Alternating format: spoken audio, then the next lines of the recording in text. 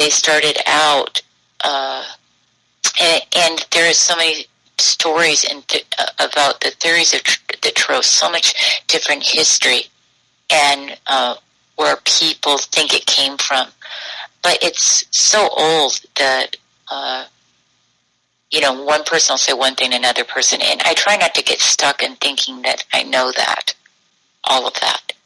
But what I try to do is uncover all these different places and keep my mind kind of spacious, because it's in that spaciousness, the gnosis or the Gnostic, the direct knowing, and that mystery, the fun of the mystery, actually reveals itself. It's not when we hold on so tightly saying, this is the way it is. Because that isn't the way it is with symbols. They change and rearrange according to our times. They're archetypes. They're windows into the mystery. And as soon as we hold on to the window ledge, we can't go through. We're saying, oh, this is it. And it's not. It's just the frame of the doorway or the window. Once we let go, then the mystery will reveal itself. And the Tarot can be like that. It was the major arcana was created as deep initiation for the soul.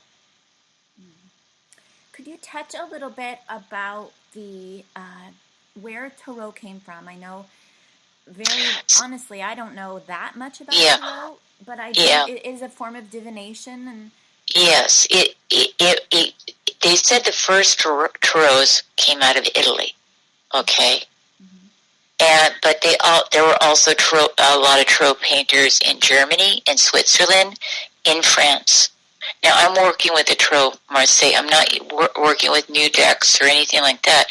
The Tarot Marseille isn't even the oldest of the tarot, but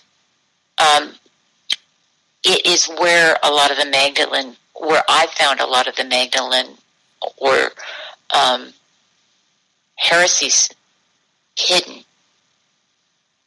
And so the decks that I'm using is one out of Switzerland, and the reason I'm using that is some believe that after the Knight Templars had gone through being kicked out of the church and going through the Inquisition in Paris with Philip de Bell, they scattered. There was there was a certain amount of them that were killed, but there was 3,000 members of the Knight Templars, and they scattered in all kinds of directions. They went to Scotland, they went to Portugal, they went to Germany, they went over the Alps, went to Switzerland. They became pirates with the pirate flag. So they were very resourceful, and so I chose and if you look at Switzerland, the history, the Swiss banks after the Templars that escaped, the Swiss banking began. And the Swiss banking were the first ones that started using security boxes. Well, the Knight Templars started doing that. They were the first ones and creating checks. So they had to disguise themselves, and they disguised themselves in other orders of knights. And so there's a tarot deck that comes out of that order that I use because I think some of the symbols are really there of the Magdalene. And there's also one that is the oldest Marseille deck in Bibliothèque of Paris. And I'm using the two decks to read the heresy. And the heresy symbols in the tarot are much different. What I'm speaking about and how I'm reading is different than using the cards as a divination. And the reason that's happened was the gypsies, the Romanis, if I say that right, the gypsies were the ones that were passing it through the courts of Europe. And they were doing this, and it arriving into the bloodline, so the bloodline would remember in a climate that you weren't supposed to remember, in a climate that, you know, you had to believe that Christ was celibate and Magdalene was a prostitute. Right. And both of those things, are questionable. Mm-hmm. Mm-hmm. There's no place in the Bible that says Mary Magdalene was a prostitute. She actually was, that happened with one of the popes that, declared that, and I can't tell you the century right now because I don't have everything, that kind of research all memorized in my head, but it was an afterthought. It wasn't the beginning thought. And if you think of Christ being a Jew, they did not come from a celibate lineage. They were told to marry and to be fruitful. The celibate lineage was actually in Rome with the Vestal Virgins, with the priesthood of Sibyl, that they were castrated, so they couldn't have sex. So all of that, the foundations of the Roman Catholic Church was built on those type of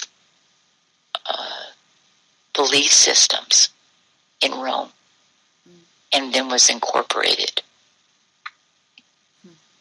And the recent title that you have just, when did you put this recent book out? It's been in the last month or two? The book, The Heresy, I started seeing in 92. No, I'm sorry. In the early 90s. I can't even tell you the day, but the year. But I started seeing it that early. And then when I went to France, it really came through. I actually wrote it out through somebody met me that really urged me. A friend named Akash said, "You need to write this." And he was like traveling through Italy and stuff and wanted to, really was following the Knight Templars. So he really kind of mused me to write it and pull it out of me a few years ago. And I realized this winter that it wasn't in depth enough of what I had written, that I could go further. And also, Matt, my partner, the meeting of him, a lot of old soul memories got deepened with the two of us meeting. And we would sit at the kitchen table, and I throw the cards down, and the way that the cards are written is the heresy is written not by reading one card, but finding cards that have a certain formation alike, and then you would read the three, such as the Justice card and La Papier, but the female Pope card, which in the English tarot would be the High Priestess, but in the Marseille deck they call it the female Pope. Mm-hmm. Now that says a lot right there. Yeah. and also and the Empress card all have the letter M in the shape of the letter M behind them in their throne. Hmm. And if you looked at the High Priestess card, or the female Pope in the Marseille deck, in a Swiss tarot, you actually see this. She has a cape, and if you look at the cape really, carefully, you'll see this great big long penis holding her back that closes the cape. I mean, this is just very, very subtle, but when you look at it, it's there. So these are like the little details, but I read the cards and find cards that are like the Fool and the Hermit in these decks are the only ones to have a walking stick. And in the original Fool deck, the cat is pulling his pants down, and his penis is actually showing. Not only his ass is out, but his penis is actually showing, and there's a red tip. And if you look at that, that's the very first card in the deck. And how I would read that is there's something hidden here about sexuality. And the Fool, so the Fool is there, and when you put the Hermit card that also has a walking stick, he's lighting up the Fool's path. He's putting light and shedding light on the sexual situation. And at the same time, to make matters worse, there's a cat that is ready to claw the Fool's penis. So this is a dangerous situation we're talking about when we're talking about the sexuality. But it was also a very dangerous situation during the Inquisition to talk about that Christ and Magdalene may have been married. That Christ was not celibate. It was a very dangerous situation. And so that's how I would read those two cards. And at the same time, with the Hermit, it's about knowledge of going within. The Hermit has to isolate himself. The initiation is not outside, it's within yourself. It's not through the Pope or even the High Priestess. It's not through religious organizations. The Hermit isolates himself to go inside, to shed light within. And that's how these heresy symbols are actually seen, is to be able to go through these archetypes and get initiated. Does that make sense? Absolutely. I think for many it would be, a saving grace knowing that that's the case. This is very challenging sometimes to be alone and be a mystic, or to be realizing that there's things about yourself that are very different from others, and feeling like we're supposed to have friends, we're supposed to be in community, and yet feeling very much like a hermit. It can be very lonely.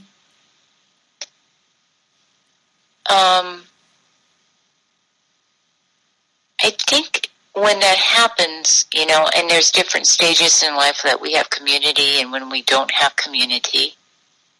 I've been in both. I'd say the last 8 or 9 years I haven't been in community, and there's been a lot of lone time.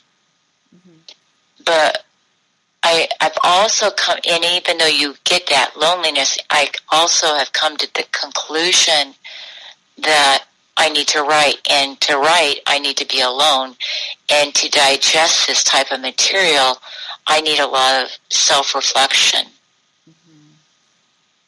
And through my practice, it's everything's through my practice. The understanding comes. It doesn't come. I do research. But first I'll have the self-reflection and, I see this. And then I go back and then I do the research to bring a foundation to my experience. And it's funny because once I start having the experience, the research seems to just come to me really easily without even trying. It just falls in my lap. And for me to play between these two places of researching and finding the thread and my own mystical experience is very, very important, because we're in a time right now that people, I channel this, I channel that, with no foundation of where it's coming from. And the word Gnostic actually means you have that direct experience